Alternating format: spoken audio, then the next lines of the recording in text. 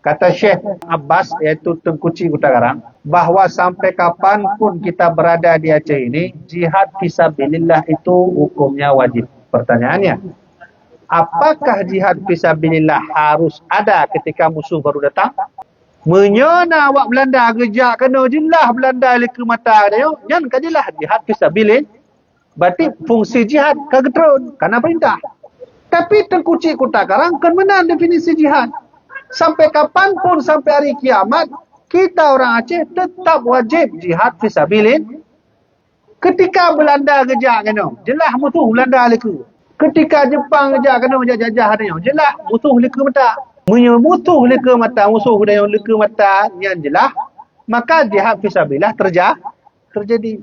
Tapi Tengku Cik Kota Garang mengatakan jihad fisabilillah kita ini terus berjalan. Musuhnya berbeda. Kibar musuh berbeda. Sudah banyak orang sekarang yang tidak lagi menegakkan keadilan. Kata Tengku Cik Kota Garang, jihad. Sekarang orang Aceh kala tat ya puput masjid. Kata Tengku Cik Kota Garang, jihad. Puranya orang Aceh kala tat tinggal sembahyang. Kata Tengku Cik Kota Garang, jihad. Puranya nutak pejabat-pejabat kita yang model lagi-lagi anda juga puput. Hana sesuai dengan syariat. Ubih galauannya. Kata Tengku Cik Kota Garang, jihad. Itu musuh-musuh yang dijelaskan oleh Tengku Cik Kota Garang, musuh yang tetap ada sampai kapanpun, sampai hari kiamat, sampai turun Imam Mahdi, sampai turun Nabi Isa yang nanti akan membunuh Dajjal. Setelah itu selesai. Setelah Dajjal mati oleh pedangnya Nabi Isa, barulah selesai jihad. Jadi manakan ledrona jihadnya tak pernah musuh leh. Tak pernah musuh leh. Panena Belanda dalam teruk dah. Mampu tak pernah Belanda leh. Kitanya urangnya di Aceh, tanah hudanya kau gecok oleh orang lain. Air kita diambil rumah orang. Gunung kita sudah dipecah oleh orang lain. Ya? Penegakan syariat sudah sulit. Keadilan tak ada lagi. Ekonomi kita dikuasai oleh kapitalis. Politik kita dikuasai oleh komunis. Pemikiran kita kadang-kadang sedikit ateis. Itu musuh-musuh Allah. Maka kata Tengku Cik Kota Garang, kalau gitu jihad. Berjihad. Sampai hari kiamat. Kata beliau, berjihadlah kalian itu hingga akhir zaman.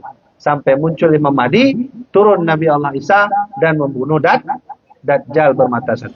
Ada pun belanja-belanja makanan-makanan, minuman dan alat-alat senjata, pakaian-pakaian dan tentera mujahidin cukup memada tip-tip kampung dan negeri-negeri. Sekarang kita bahas siapa yang mau jihad. Musuh sudah di depan mata, kata Tengku Cik Kota Garang. Apa musuh? Ketidakadilan, kejahatan, pencurian, kemaksiatan, urang rakyat Aceh Hanandis semuanya. Itu musuh. Sekarang kita bahas siapa yang mau berjihad. Musuh jihad sudah ada. Yang mau jihad siapa? Kata Tengku Cik Kota Garang, yaitu tip-tip kampung dan negeri. Siapa yang tip kampung dan negeri itu? Yaitu mereka yang beriman kepada Allah Subhanahu wa Ta'ala. Tengku Cik Kota Garang punya cara berbeda memandang jihad dan musuh jihad. Ya, kalau kita kenal hari ini, jihad adalah musuh depan mata nyata. Kata Tengku Cik Kota Garang, jihad daripada ketidakadilan. Sekarang coba, mana orang Aceh yang siap berjihad melawan kejahatan, kemaksiatan, orang yang tidak mau lagi solat.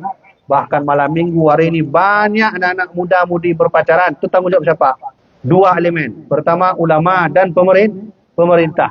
Karena pemerintah maju tidak mungkin. Karena nggak ada fatwa hukum. Dan ulama maju sendiri ada fatwa hukum. Tapi tidak bisa bereksekusi.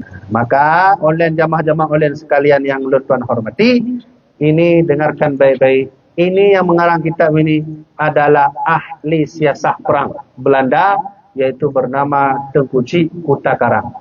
Beliau buat kitab ini untuk mengajarkan rakyat Aceh jangan masuk ke lubang yang sama, karena sebab dulu kita sudah pernah melawan Belanda tapi kalah. Hari ini mau kalah lagi? Itu kata Tengku Cik Kota Garang. Maka beliau berpesan untuk rakyat Aceh berjihadlah terus sampai hari kiamat.